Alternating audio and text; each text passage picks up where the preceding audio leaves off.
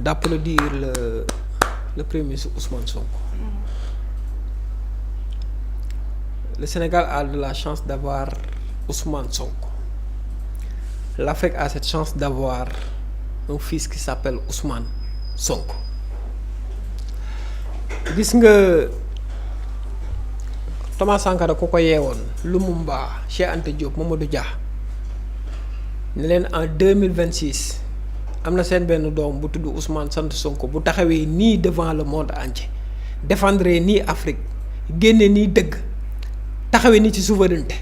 taxawee nii ci patriotisme fa ñu nekk dañuy sant yàlla xam ne ndekete ñoom seen mission bi ñu tàmbale woon jëmm ji Ousmane Sonko mi ngi koy yeggali. Ousmane Sonko n'est pas un homme politique. Ousmane Sonko est là pour réformer landerneau politique bi. Tey bi ma xëyee du ma ne j'ai fait le tour waaye li ma gis sama bët may ma ko ci ay réaction ci africain yoo xam ne ñi ngi biir Afrique ñi ngi bitim réew ba ci tubaab yi xonk yi tey dañoo def ay vidéo di plébisciter le premier ministre Ousmane Sonko ci nii nga xam ne moom la taxawee ngir pour la souveraineté de l'Afrique du hasard ñun la Afrique ci kartam Sénégal mooy bakkan bi waaye Sénégal ak Afrique lii tax ñuy dund génn ci nooteel gi dem ci souveraineté jëmm jooju il s'appelle Ousmane Sonko. Gis nga il faut que nit ñi comprendre ce qu'on appelle la géopolitique. Gis nga li Ousmane Sonko def démb li mu wax ni nit ku xamul les tendances mondiales portant sur la géopolitique mënoo ko mesurer xam nga fooy nekk sur la forme wax na kii warta wax lee. Le monde est en train de connaître des mutations, des changements. Yan changement là bi ci njëkk mooy on est en train d'assister passage boobu ñu tuddee la géopolitique à la géoéconomique. La géopolitique, ce sont les rapports entre les États, entre les puissances, les blocs, mais qui se reposent sur des puissances militaires, sur des alliances politiques. Or, la géoéconomique, ce sont des rapports de force entre ces États ou blocs qui se reposent sur l'économie, la technologie et ce qu'on appelle les aspects commerciaux. mu amaat beneen changement te li ma lay wax nii li koy firndeel mooy xoolal Iran bi mu bëggee laal Amérique américains yi du bombardé yi ñu bombardé fait sur le plan militaire moo leen metti de waaye économiquement dafa toucher le détroit d'Ormuz bi mu ko tëjee nit ñi xam ne pétrole baa ngi yokk États-Unis xam ne yëfi baaxatul Europe yëpp prix bi di yokk ca la ñu xamee ne xeex bi léegi doonatul ay xeexu arme xeexu économie la moo tax ma ne la nous sommes dans un monde qui passe de la géopolitique à la géoéconomique. Deuxièmement mu am le passage d'un monde unipolaire à un monde multipolaire. Unipolaire jeex et li ko caractériser mooy deux événements majeurs benn bi c'est la chute de l'URSS causée en 1991 par li nga xam ne mooy les crises politiques sociales économiques yi nga xam ne les réformes li Gorbatchev indi woon moom moo ko attissé woon mais deuxième événement majeur bi c'est l'attentat du 11 septembre 2021 bi nga xam ne dafa ñëw ngir anéantir ce qu'on appelle la superdominance des États-Unis d'Amérique pour le reste du monde et foofu nag lañ jógee ci monde unipolaire dugg ci monde bipolaire multipolaire avec l'émergence des BRICS avec aussi ce qu'on appelle li nga xam ne tey jii la montée en puissance régionale par rapport ak dëkk bu ci mel ni Turquie l'Inde Brésil et l'Iran ñu ñëw imposer wu taxaw ci benn phase au niveau mondial. mu amaat beneen point boo xam ne point d'attention la mooy la fragmentation du multilatéralisme te li ko caractériser mooy la crise de l'organisation mondiale du commerce de l'OMC bi nga xam ne li ko gën a indi c'est parce que les États-Unis se sont désengagés par rapport à cette organisation mais mu amaat leneen loo xam ne aussi dafa am mooy les accords universels yi nga xam ne moom la ñu amoon autant nit ñi troqué ko changé ko mu chuté avec les accords bilatéraux et les accords régionaux foofu nag la dëkk bu mel ni Chine defee ce qu'on appelle la montée en puissance mais sukkandiku ci ñaari aspect benn bi mooy li nga xam ne moom la ñu tuddee la révolution technologique beneen bi mooy li nga xam ne moom la ñu tuddee le commerce c'est-à-dire la commercialisation. Donc vous voyez que les deux dynamiques bi ma tudd muy géopolitique et géoéconomique dañoo wane ne les États-Unis sont en concurrence avec la Chine mais dafa am en 2010 un politiste américain du nom de Graham Allison bu théoriser benn concept mooy lan le piège Thucydide mooy en géopolitique le premier doit toujours rester premier donc xeex dana am mais sur le plan économique naka la ñuy def ba monde bi àddina bi xool naka la ñuy évoluer ci loolu waaye loolu dafa tax Chine nag ñëw positionné wu en Afrique nekk le premier partenaire commercial de l'Afrique avec un investissement de 60 milliards de dollars à travers deux leviers premier levier mooy li nga xam ne mooy le Berry mooy les nouvelles routes du choix deuxième bi mooy la FOCAC bi nga xam ne tey jii moom la indi moo xam forum sino-africain bi te le président de la République demoon ci mais en 2002 aussi les États-Unis d'Amérique dañoo indi li nga xam ne tey jii mooy l'AGOA mooy American Growth Opportunity Act ngir doxal la relation commerciale entre les États-Unis ak l'Afrique li ma ci bëgg a wax mooy l'Afrique représente l'espace de théâtralisation des stratégies et dynamiques à la fois géopolitiques et géoéconomiques maintenant et l'Afrique dans tout ça foofu ngay convoquer Ousmane Sonko et l'Afrique dans tout ça mooy ku ci mel ni Donald Trump juillet 2025 gis-gis bi mu am ci ne kat war naa mën a élargir ses tentacules en Afrique parce que Chine mi ngi koy jël ca la convoqué 5 présidents xam nga mu convoqué leen ce sont les présidents des pays yi nga xam ne dañoo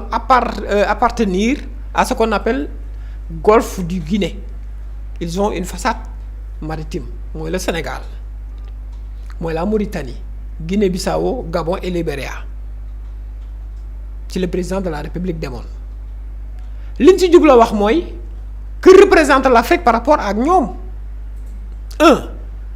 nga jël ko en termes de balance commerciale jëlal ma Chine jël aussi les États-Unis d'Amérique ñu ne la en termes de balance commerciale l'exportation pour Chine mi ngi toll ci 140 milliards de dollars par contre l'importation c'est 81 milliards de dollars ñun la pour les États-Unis l'exportation mi ngi toll ci 83,4 milliards l'importation mi ngi toll ci 43 milliards de dollars et pendant ce temps l'Afrique am espace bi tudd ZLECAf am yeneen espace communautaire lu ci mel ni l'UEMOA lu ci mel ni CEDEAO lu ci mel ni yeneen ak yeneen yoo xam ne tey jii foofu la ñuy absorber mbir mi ngir mën a doxal yeneen dëkk yi moom la président Ousmane Sonko wax démb wax ne est-ce que Afrique dafa war a toog rek doon spectateur bu ñuy ñëw di puiser ay mbiram ou bien l'Afrique doit être un acteur effectivement l'Afrique qu'on veut c'est cette Afrique qui est l'actrice principale des échanges mondiaux et du développement mondial. D'où cette Afrique bi nga xam ne moom lañ soxla ngir mën a prôner ce qu'on appelle la souveraineté. Et c'est ça le mot. La souveraineté sur plusieurs plans. Sur le plan économique d'abord. Je prends l'exemple du Sénégal, qui est le fer de lance de la souveraineté africaine. Sénégal dafa am chance nekk li war a jiite effectivement li nga xam ne tey jii moo suñu souveraineté. Ci naka benn mooy ses ressources naturelles yi nga xam ne moom la Union européenne moom la ñuy signé woon ak moom Sénégal dakkal na ko. Phosphate bi ñuy exporté di exporté lu toll ci par exemple 3 millions de tonnes de phosphate par année le Sénégal, mais di importer engrais bi nga xam ne mooy suqali mbay te suñu besoin en engrais nekk 158 000 tonnes tey jii boo dekkee dans l'industrialisation ça te permet nga mën a utiliser li nga xam ne moom mooy sa phosphate. Deuxièmement mooy la souveraineté culturelle mooy suñu culture lan la laaj par rapport ak ñoom parce que Occident yi li ñu mën mooy coloniser bu ñu coloniser dañ fay bàyyi seen civilisation et bi ñu fi bàyyi suñu civilisation dañ ñoo wax benn mbir ñu gëm ko moom la Cheikh Abdoul Ahad Mbacké di wax ni nit ku ñuul daa yàgg a toppe ba boo ne ko yaa jiite du la gëm. dañ ñu ne yéen seen der malédiction la noir ba ñoom bu ñu amee dëj noir la ñuy sol culturellement est-ce que vous voyez bu ñu lu ñëw rek malédiction noire lañ koy peinturer dañ ne la couleur noire est une couleur de malédiction xam nga bokkul ak lu sama waa ji bind. N'abusez pas de ma condition d'homme noir pour ne pas se profiter de moi car je suis le service éternel que chaque génération oh là là c'est que je suis venu pour elle moom Cheikh Ahmadou Bamba. Donc cette révolution culturelle moom lañ ñu transférer li nga xam ne tey jii mooy seen civilisation homosexualité yenn yi le Sénégal ngir bañ loolu Ousmane Sonko porté pour la souveraineté culturelle un projet de loi boo xam ne daf koo dugal à l'Assemblée nationale ngir dakkal loolu wax ñu ñoon souveraineté culturelle lañ bëgg mais y a ce qu'on appelle la souveraineté par rapport ak li nga xam ne mooy pour changer le narratif. On nous a longtemps vendu que nit ku ñuul amul xam-xam. On nous a longtemps vendu que nit ku ñuul li nekk ci suufu Afrique moomu ko dañ ñoo coloniser lu ñu moom ndax barrière boobu dagg si mais lan moo koy dagg li koy dagg nag moom la Ousmane Sonko wax ne c'est du patriotisme mais pas le patriotisme émotionnel du jóg rek wax ne patriotisme émotionnel mais c'est un patriotisme de responsabilité. Donc Ousmane Sonko yóbbu na mbir mi foo xam ne démb àddina sépp teg nañ seen bët parce que boo xëyee tey les médias internationaux ñëpp kenn la ñuy plébiscité mooy Ousmane Sonko. Mais y en a aussi qui disent que populisme la ñenn ñu ngi koy taxé indexé du doigt parce que jàpp nañ ni c'était pas un discours de souverainisme mais plutôt discours populisme. waaye ñoom xamuñu luy souverainisme ak populisme. Je vous donne l'exemple entre populisme mooy doctrine la boo xam ne mën nga wax ni souverainisme ci planification lay teg la souveraineté c'est planifié. Je vous donne un exemple. Sénégal bi mu bëggee sa souveraineté sur le plan économique sur le plan financier ne damaa bëgg a doon dëkk bu souverain mais lan la def bi FMI tëjee ay robinet tubaab bi tëj seen robinet wala ne barki dee mën ne dootu fi dugal financement dañoo planifier suñu souveraineté xam nga lu souveraineté mooy dañoo fexe ba indi la presse le plan de redressement économique et social ñee lan ñu waroon jox lépp ñoo amee ko fii moo tax man la souveraineté sa planifié FMI ci ñetti at li mu fiy dugal c'est 1050 milliards banque presse bi plan de redressement bi li muy dugal ci ñetti at par rapport ak li nga xam ne moom mooy taxe yu ñu war a am ci jeu de hasard yi c'est presque 1050 milliards est-ce que vous voyez donc ñun on a déjà planifié notre souveraineté maintenant dama ci dégg nag ñoo xam ne ndeysaan bi ñu xëyee surtout les propos li premier ministre di nga ci ñëw xam naa su ma juumul tenir ñu ciy wax neen ni mais da ngay xam ne ndeysaan ñi ils sont nekkuñu sax seen bopp quand même. cadre conférence boobu sax la ñuy ñëw ndax li ki démb yëkkati na fa ay kàddu jëmale ko ci njiital États-Unis di Donald Trump ni du nitu jàmm rax ci dolli tamit saa su nekk dafay dox ci loo xamante ni dafay déstabiliser àdduna bi mu jul polémique bu rëy ci biir réew mi tey ñu bari di ci àddu ñenn ñi sax jàpp ne kàddu yooyu dafay exposer li nga xamante ni moom mooy diplomatie bu Sénégal ndax da ngay partager ak ñoom ci inquiétude boobu ñu am ci réew mi.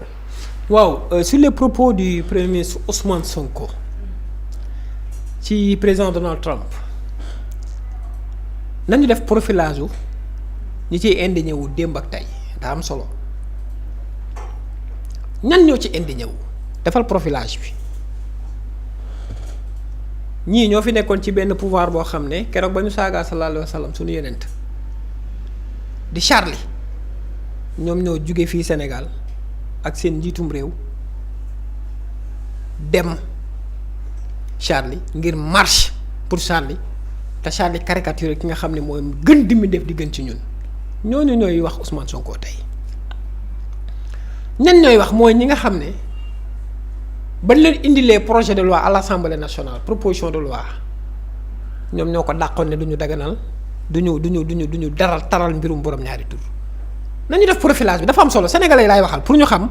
ñii di dal ci kaw le président Ousmane Sonko parce que daa wax ci Donald Trump.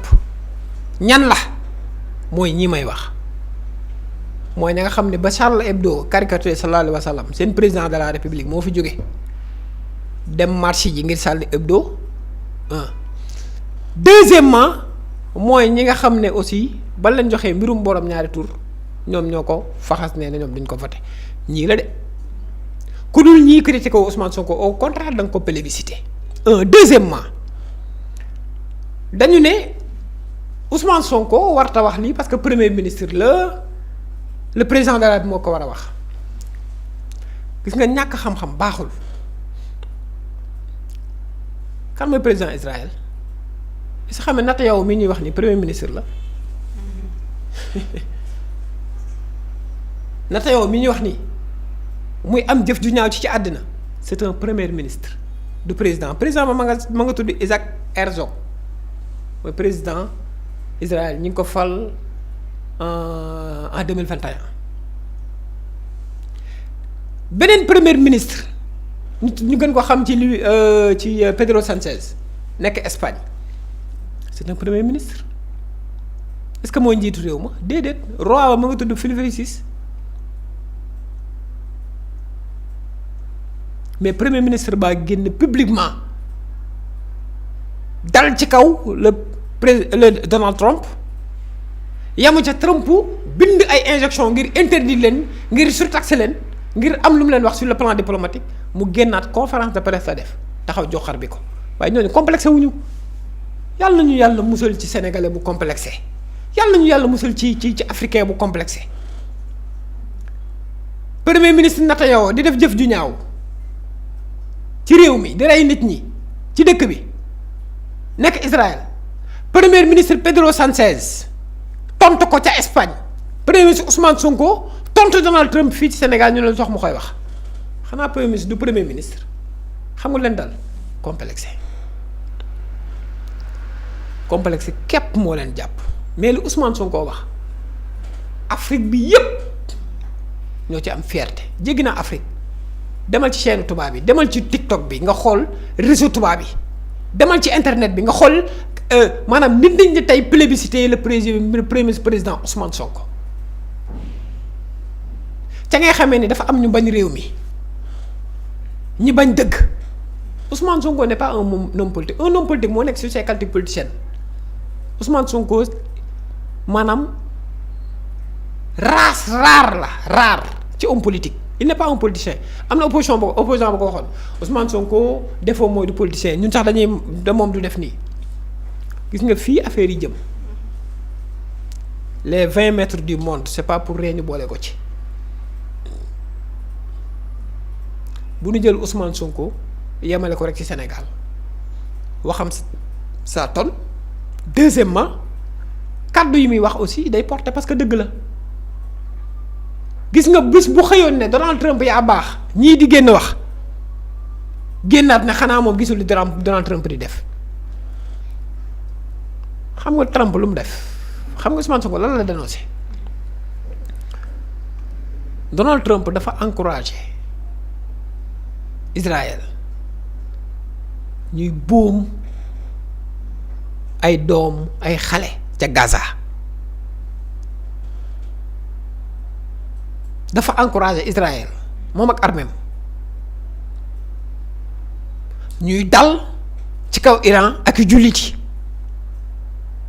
Ousmane Sonko kii la wax ne di nitu jàmm ay sénégalais taxaw ne Ousmane Sonko warta wax ne kii di nitu jàmm parce que liñ ciy ragal amatu ci dañoo jàppoon ne les États-Unis d'Amérique puissance la boo xam ne si puissance la mais Sénégal aussi maanaam il faut ñu xam ci fi ñu bëgg a bokk gis nga ni Pedro Sánchez seppeekoo devant le monde doon un héros parce que il a tenu tête à Trump noonu la ko Ousmane Sonko di seppeekoo di doon ñun patriotes yi dañuy santaat yàlla Sénégal dañuy sant yàlla ci Ousmane Sonko bi ñu am Ousmane Sonko bu waxee woon nii waxee ne te neneen ni jigu ko gis nga Sénégal dafa ubbi porte boo xam ne nee naa la Ousmane Sonko mooy téye flambeau bi indi souveraineté Afrique le Sénégal est prêt à tout Covid-19 dafay jaar léeg-léeg jaar mais Donald Trump supprimé fi bërki démb les fonds USAID daa tee Sénégal dund donc complexe bi nga xam ne ñoom ñu ngi koy nourrir mu doon complexe boo xam ne baaxul c'est parce que ñoom foofu la seen niveau toll waaye tey jii nee naa la am na ñu nekk ci opposition bi ñoo xam ne démb seen xol sedd na ci Ousmane Sonko parce que dañuy xam ni kii ce n'est pas un homme politique qui parle c'est un Africain un afro-souverainiste qui est là pour parler et je pense que mbir la moo xam ne àddina bépp tey bëgg nañu ci le président Ousmane Sonko ñun de lii leen xam ci moom lii it la ñuy xaar ci moom ñun nag bokkoon ci ñi nga xam ne maanaam le président Ousmane Sonko le premier ministre liñ ñu ay mbiram fam ko teg moo baax te fa la ñu nekk voilà. jërëjëf ba tey ci discours boobu sax la ñuy des bu fekkee par rapport ak posture bu mu amoon kii di El Madiori Ousmane Sonko est-ce que tey jii bu ñu ko bëggoon utal xar kanam dañuy naan posture bu bees la wala bu mu assumer la wala benn nouvelle ligne diplomatique bu bees bi nga xamante ne daf ko daal di teg. waaw non gis nga ñun suñu politique bi ñuy bind le projet dañ ne le Sénégal est un pays souverain gis nga souveraineté kenn du ko defal kenn yaa koy defal sa bopp démb dafa am lu ma noté bi Pascal Boniface di wax mu doon mbir mu ama am solo muy wax ne le multilatéralisme c'est le respect de la souveraineté des pays maanaam dëkk bu ci nekk sa souveraineté yaa koy utal sa bopp suñu ligne diplomatique suñu ligne de souveraineté Sénégal moo ko moom mbal boppam te moo koy doxal amul kenn nag koy dicté moom muy ilimaanu jëwriñ yi bi nga xam ne tey jii moom moo jiite gouvernement bi gis na ne lii mooy li nga xam ne mooy l'actualité fii la Trump taxaw moom mu ñëw joxe xalaatam et je pense que li mu xalaat la Sénégal yëpp xalaat mais kan mooy génn fii naan Trump ci waxtu wi tu es un homme de paix et Trump a déstabilisé ce monde ci guerru Iran bi amu ci ndam mooy lu président Ousmane Sonko di wax démb mais nag gis nga la souveraineté le président Ousmane Sonko daf cee ñëw démb muy baat bu ma neex mu ne la souveraineté ne se décrète pas elle se construit elle se finance et elle se défend souveraineté dañ koy planifier mobiliser les moyens pour le faire mais actuellement le président Ousmane Sonko teg na Sénégal tey jii réew Afrique yëpp ku ci sañoon am Ousmane Sonko sa réew ndax li mu indi la te li ma lay wax ni c'est factuel du loo xam ne dañ koo fan di wax demal ci page yu yeneen dëkk yi demal ci télévision yeneen dëkk yi comment ils ont plébiscité Ousmane Sonko ñii ma la wax daal ñooy critiquer Ousmane Sonko par rapport aux propos yi nga xam moom la Donald Trump wax mooy ñi nga xam ne seen président bi fi nekkoon te ñu bokk ak moom parti muy seen kilifa ba ñu saagaa sallallahu alayhi wa sallam muy sunu yonent maa ngi tuub ci kàddu gi Charlie caricature ko moom daa soloon dàllam dem ngir défendre yi Charlie bañ ci indee loi borom ñaari tur da koo bañ da koo gàntal xoolal profil bi nag ñii ma lay wax ni yëpp ñoom la voilà. ba tey ci waxtaan boobu gis nañ ba tey premier ministre Ousmane Sonko utiliser lii di terme garsa ba di ko leeral ci biir ay kàddoom lan nga jàpp ni moom moo tax mu bàyyi ba jamono ji muy dikkaat di leeral terme boobu wala dafa bëgg a tontu ñi nga xamante ni dañoo bëgg a bindaat lii di histoire. waaw li ci njëkk mooy dañuy indi li waral garsa ak luy garsa xam nga mooy lan ku ma ko ndëbin ma rokkin la ko ci wolof. mooy kenn du ma pes ma tourné beneen loxo lex bi jox la nga dóor loolay gatsa œil pour œil dent pour dent lan moo indi gatsa bi attention démb wax na ko nee na ñun dañoo ñëw moom Ousmane Sonko mu bind livre teg indi une production intellectuelle teg ko bind livre teg Pastef tàmbalee juddu gaa ñi dem ba xam ni kii buñ ko bàyyee mu yee nit ñi xam-xam boobu maanaam ñu bañ ko ñu rëppeel ko ci miir bi ak affaire Adji Sarr mu xam ne ñii su ma leen seetaanee ñu jaar ak man fan daan jaar ak ñeneen ñi mu ne ñàkk fayda du ma ci fekk du ma ne kenn bàyyi naa la ak yàlla gatsa réponse la réponse du initiative maanaam du action réaction la action bi ma nga jógee ca lañ ko bëggoon teg te buñ ko gën réew mi du yegg fii tey ay nit mànkoo tëgg seen complot mu ne kat du ma kenn du ma dóor nag man la dóoraatal muy di gatsa bi woote sénégalais yépp fekk si ko ci nekk benn mur pour que lii système bi bëgg a teg te tubaab ba ne ca ginnaaw di ko commandé ak ay préfet yu ñuul ku nekk ci réew mi di ko doxal ñu xam ni gone gii bu ñëwee ci réew mii dara du ko jar ñu bëgg koo tër bëgg koo rendi ca loolu moo tax mu di gatsa bi du lu péjoratif ni mu ko waxee rek du loo xam ne dañ koy jël rek teg ko sunu gatsa dafa am contenu ba nii ñu ngi gatsa la négociation contrat du gatsa waaw nañ moo xam déet courant sàccatul nga xeex ak moom surfacturation amatul loolu du gatsa ci beneen niveau la gatsa baa ngi continuer de nekkatul ci mbedd mi ci biir état lañ koy def mooy dañuy fexe ba lépp luy système boo jàkkaarloog ñun duñ ne ne jàllal maanaam nga xuuxalu rek ñu daw déedéet dañ naan déet ci taxaw jàkkaarloog yow di continuer xeex bi nam ko waxee ne woon na bu ñu jëlee réew mi du sunu destination foofu la suñu mbir gën a tàmbalee xeex bi fa lay tàmbalee parce que système lu fi yàgg la te lu ñëw mu bëgg laa absorber bëgg laa bousiller il faut ñu xeex ak moom gatsa baa ngi continuer de mooy képp koo xam ne sa waaye loi borom ñaari tur yi sax ci gatsa bi la bokk parce que bokkul ci ñun de lépp loo xam ne bokkul ci ñun dañoo gatsa yow mu jóge fi noonu la demee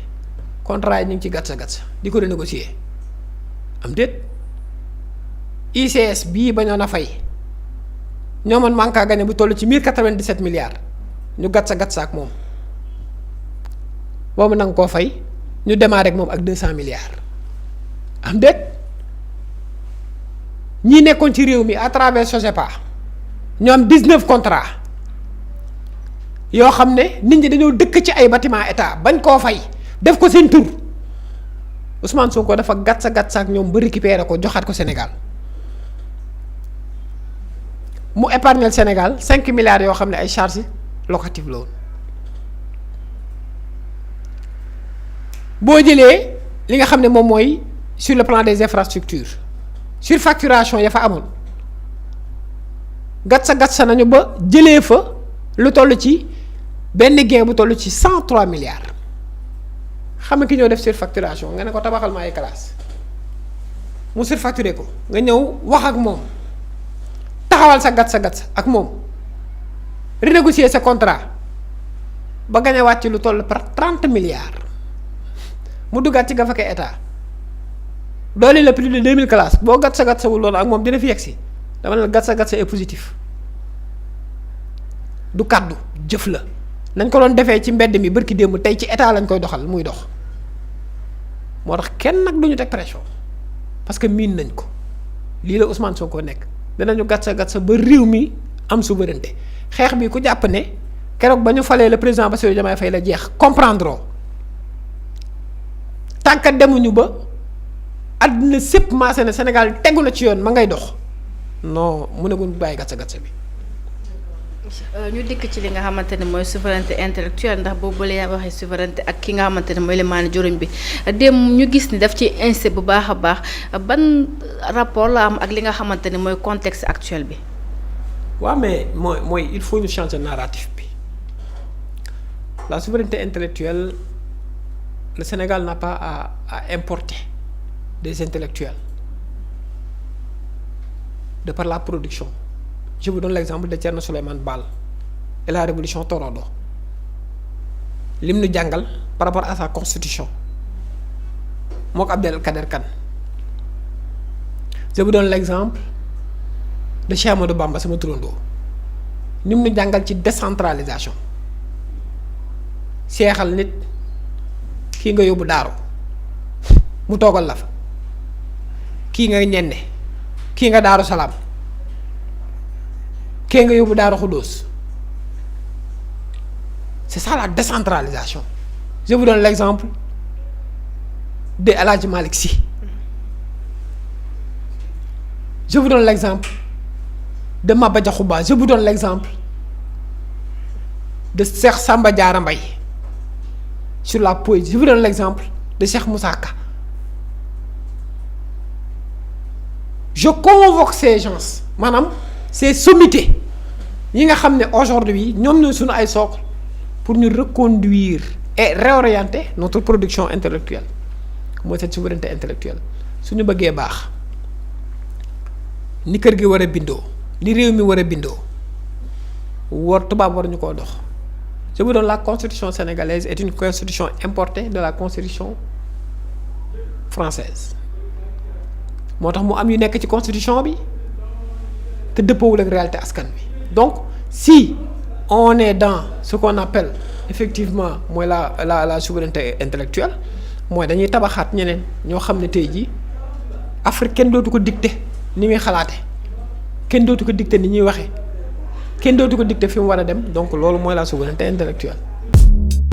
Mously Immo Sénégal moo leen di indil saafara ci jafe-jafe bu ngeen am ci wàllum immobilier yow mi bëgg a jënd kër yow mi bëgg a tabax wala nga jaay sa terrain jokkool ak waa Mously Immo ku am sa kër bëgg ku la ko terrassel wala nga am sa tool bëgg ku la ko lotisel defal la ko ay terrain Mously Immo Sénégal daf leen koy jàppandal gunge leen ci anam gu mucc ayib ku am sa kër itam te nekkuloo ci biir réew mi bëgg ku la ko toppatool gérer la ko Mously Immo moo ci gën a gaaw gën ci wóor ku bëgg réfectionner tabax wala nga defar plan architecte mën nga jokkoo itam ak waa Mously Immo Sénégal mën ngeen leen a woo ci 77 887 25 13 77 887 25 13 Mously Immo indi saafara ngir jëndum kër tabax jaayum terrain terrasse yi ay tool wala lotissé ko defal leen ko ay terrain loolu lépp Mously Immo moo ci gën a gaaw man ngeen itam abonné ci seen chaîne YouTube Mously Immo Sénégal ngir am yeneeni xabaar yu gën a dëggu wala itam wàllum conseil ci wàllum immobilier fii ci biir réewum Sénégal